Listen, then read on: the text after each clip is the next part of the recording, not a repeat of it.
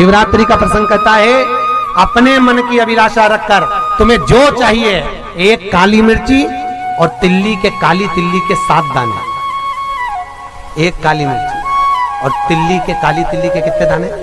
7 दाने हथेली में रखकर अपनी कामना कर कर मन से अपने मन के बात को कहकर शंकर भगवान के शिवलिंग पर चढ़ा दीजिए। आपकी मनोकामना, कहते हैं हर महीने शिवरात्रि आती है, इस शिवरात्रि पर, मुख्य शिवरात्रि पर चढ़ाओगे, अगले महीने की जब शिवरात्रि आएगी तो आपकी मनोकामना पूरी हो जाएगी। एक काली मिर्ची और 7 काली तिल्ली के दाने, मात्र 7। महाराज, जिसके घर में क्लेश रहता हो, बहुत ज्यादा लड़ाई झगड़े हो रहे हैं, सास बहू के झगड़े, ना बहू कुछ सुनने को तैयार ना सास सुनने को तैयार, और घर में बेचारे पुरुषों की आफत, यहाँ भाई भाई झगड़ रहे हो, सास बहुएं झगड़ रही हो, कुछ मत करिए। गेहूं की बाली को तोड़ो, गेहूं की बाली जानते हो ना, जिसमें आप लोग तो गेहूं की बाली को तोड़ना है, और बाली 7 बाली तोड़कर अपने घर में घुमाकर अपने घर का नाम और गोत्र बोलकर उसको शंकर को समर्पित कर दीजिए। जिंदगी में कभी सास बहू का झगड़ा नहीं होगा महाराज। शिवरात्रि के दिन उसको समर्पित करिए, आपके घर में कभी क्लेश नहीं मच सकता। और शिवरात्रि के दिन रात्रि को 12 बजे शंकर भगवान पर एक धतूरा चढ़ा दो। क्या चढ़ाना है? जम के बोलिए जरा, धतूरा। ये शंकर भगवान को धतूरा चढ़ा दो। 12 बजे रात्रि को शिव जी पे धतूरा चढ़ाओ, आधे घंटे तक धतूरा चढ़े रहने दो, और आप श्री शिवाय नमस्तुभ्यम का जाप करो। जिस शंकर जी पे धतूरा चढ़ाए उस मंदिर के बाहर बैठकर कौन सा मंत्र जपना है? श्री शिवाय नमस्तुभ्यम। फिर से बोलो, श्री शिवाय नमस्तुभ्यम। धतूरा चढ़ाकर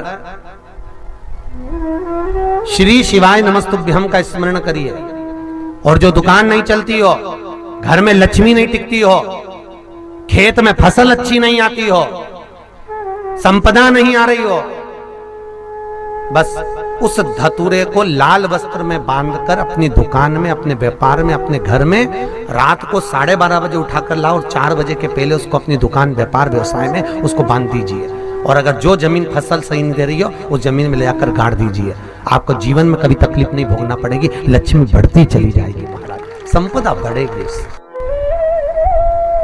जो व्यक्ति ज्यादा बीमार रहता हो, बहुत बीमारी उसको घेरे रहती हो, परेशान रह रहा हो, बीमारी बनी हुई है, तो बोर चढ़ाइए। बेर, क्या बोलते हैं यहाँ पर? बेर की बोर, वो खाने वाला बेर जो होता है, उस बेर को 7 बेर ले लो, और 7 बेर को लेकर अपने ऊपर से घुमाकर शिवरात्रि की दोपहर के 12 बजे शंकर भगवान के शिवलिंग पर ले जाकर उस बेर को चढ़ा दीजिए।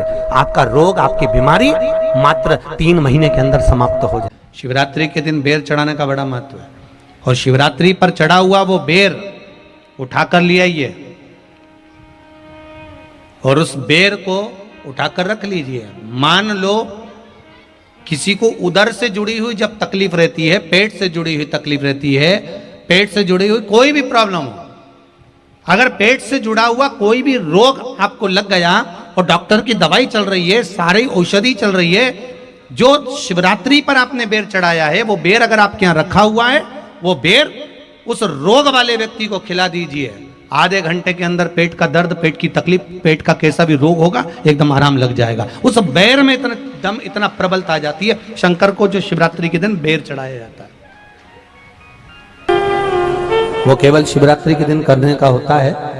कहते हैं जिसका व्यापार ना चले, व्यवसाय ना चल रहा हो, बहुत ज्यादा कष्ट में जीवन निकल रहा हो, और बहुत ही ज्यादा तकलीफ हो रही हो, तो धतूरे को हल्दी में डुबोकर शंकर भगवान को शिवरात्रि के दिन रात को 12 बजे समर्पित करें। उस धतूरे को वापस उठा लाएं 5-10 मिनट के बाद, श्री शिवाय नमस्तुभ्यम बोलकर लाल कपड़े में उसको बांधकर व्यापार वाली जगह में कहीं पर भी उसको बांध दिया जाए। व्यापार पीछे नहीं हटता, व्यापार अग्रण्य भाव में बढ़ता चले जाता है। महाराज, उस धतूरे को केवल परंतु शिवरात्रि के दिन रात को 12 बजे ही किया जाए, हल्दी में डुबोना पड़ता है।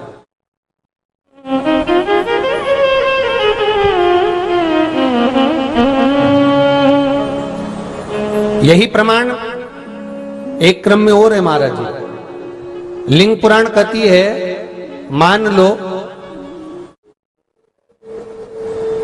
किसी व्यक्ति को कोई एक भारी बीमारी हो गई, बड़ा रोग हो गया, और वो रोग डॉक्टर कह रहा है कि ये ठीक नहीं होना है, बहुत तकलीफ उसमें है और कष्ट ही कष्ट है, वो ठीक नहीं हो रहा, दवाइयां लग रही, गोलियां खा रहे हैं, तो महाराज उसका भी वर्णन है। 7 धतूरे, कितने धतूरे लेना है? 7 धतूरे।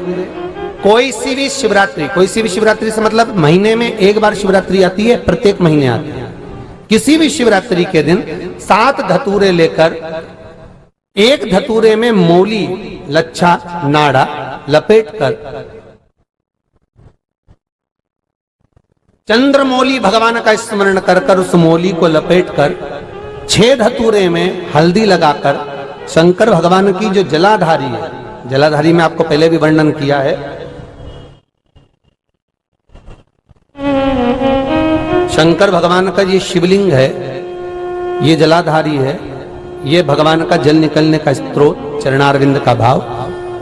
शिवलिंग जहां रखा हुआ है ये पार्वती जी का हस्त कमल, जो ये गोल भाग है ये पार्वती का हस्त कमल, जहां शिवलिंग रखा है। जहां से जल नीचे गिरता है उसके सीधे भाग में श्री गणेश जी महाराज का स्थान है, उसके उल्टे भाग में श्री कार्तिकेय जी का स्थान है। जलाधारी के सामने एक मोटी सी लाइन होती है, कहीं सांप बना होता है, कहीं स्थान बना होता है। जो मोटी सी लाइन है ये शंकर भगवान की सबसे छोटी लड़की अशोक सुंदरी का स्थान है। जलाधारी के ऊपर जो 3 टेकी लगी है ये भृगु ऋषि का, भृंगी गण का स्थान है। इसके ऊपर जो कलश है, कलश में जो पानी भरा जाता है वो पानी जो बूंद बूंद नीचे गिरता है ये शंकर भगवान की 5 लड़कियों का स्थान है। जया, विषहरा, सामरीबारी, धोतली और देव, ये 5 लड़कियों का स्थान है। शंकर भगवान का संपूर्ण परिवार शिवलिंग के सामने से, जहां से जल चालू होता है गिरने के लिए नीचे की ओर जब जल जाता है, उस स्थान पर भगवान शंकर के सारे गणों का स्थान है। फिर जब जल बहकर सामने की ओर जाता है, जितनी दूर तक जल जाता है उतनी दूर तक भगवान शंकर के उस जल भाग को ग्रहण करने के लिए 33 कोटि देवताओं का स्थान है। इसलिए उस जल को हम लांघते नहीं है, क्योंकि वहां 33 कोटि देवता विराजमान रहते हैं महाराज।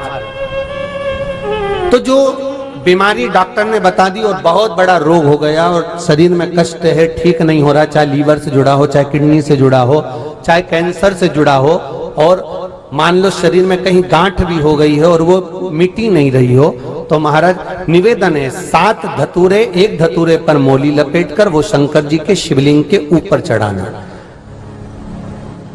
6 धतूरे, उसमें से एक धतूरा भगवान श्री गणेश जी का स्थान, दूसरा धतूरा श्री कार्तिकेय जी का स्थान, तीसरा धतूरा अशोक सुंदरी का स्थान। महाराज शंकर भगवान की जगदम्बा जी के हस्त कमल के ऊपर एक धतूरा, एक धतूरा जहां से जल नीचे की ओर बहकर जा रहा हो, पानी जिस जगह से नीचे गिर रहा हो बिल्कुल वहीं पर एक धतूरा चढ़ा देना है। उस धतूरे को चढ़ाने के बाद वो धतूरा वापस लेकर आना है।